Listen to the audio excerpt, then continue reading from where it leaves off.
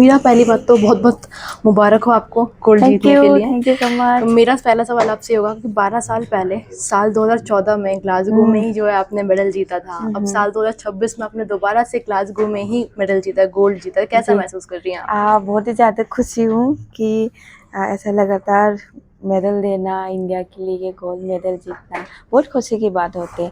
हमको प्लेयर यही चाहते हैं कि हमको कोई भी कंपटीशन खेल के आओ तो हम इंडिया के लिए कुछ दे सकें।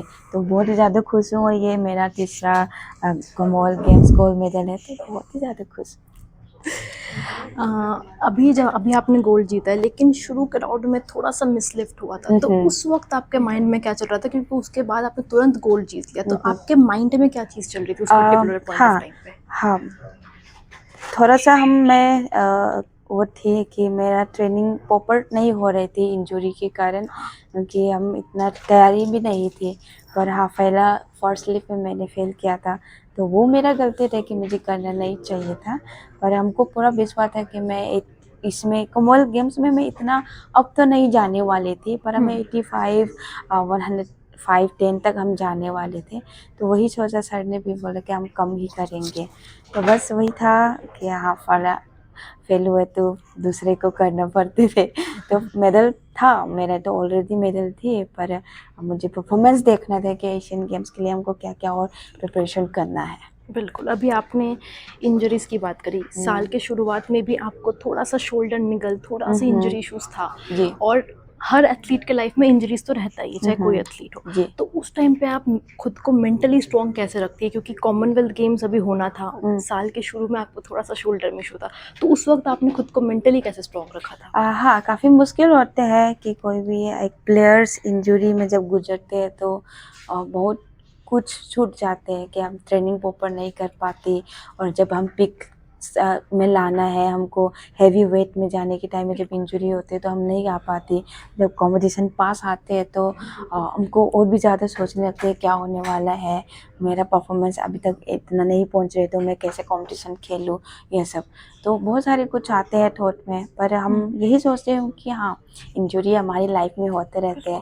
तो सबसे पहले जो डॉक्टर ने हमको क्या बोल रही है, हमको क्या करने के लिए बोला है, तो उसी चीज़ को हम पहले फोकस करते हूँ कि मैं इसी से पहले इंजरी को पहले हम ख़त्म करना है, इसके बाद जो आगे क्या होगा वही देखेंगे। तो वही जो डॉक्टर बताते हैं हम उसको मेंटेन करके रखती हूँ, तो खुद को भी स्ट्रॉन्ग रखती हूँ कि हाँ, मैं धीरे धीरे चलूँगी। बिल्कुल।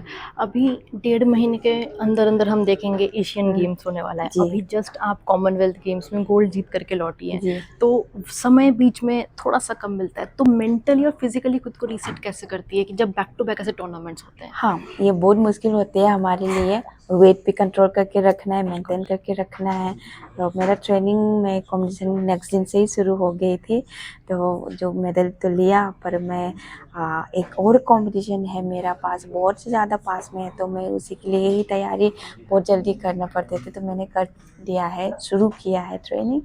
तो बस मेंटेन यही रहेगा कि मैं एशियन गेम्स में मेरा बहुत ज़्यादा इम्पोर्टेंट है, तो मैं उसमें ही ज़्यादा फोकस रखूँगी, तो माइंड को स्ट्रॉन्ग रख के। लास्ट 2 सवाल मेरा, 2030 में कॉमनवेल्थ गेम्स जो है इंडिया में होने वाला है, हम्म तो भारतीय क्राउड के सामने जो है आप लिफ्ट करने वाली है, कैसे महसूस कर रही हैं? क्योंकि आ, उसको लेके सब फैन्स बहुत एक्साइटेड हैं। मैं वो तो नहीं बोल सकती। हाँ, मैं कोशिश करूँगी कि मैं पार्टिसिपेट करूँगी, पर एशियन गेम्स मेरे लिए सबसे पहले है। बिल्कुल। तो मैं एशियन गेम्स के बारे में सोचूंगी क्या होने वाला है, पर 2030 में होस्ट करने वाला है कॉमनवेल्थ गेम्स। जी। तो ये हमारे लिए बहुत बड़ी बात होगा, और इंडिया का जो भी यंग जनरेशन है, यंग एथलीट है, उनको भी बहुत सारे कुछ सीखने को मिल जाएगी उसमें से।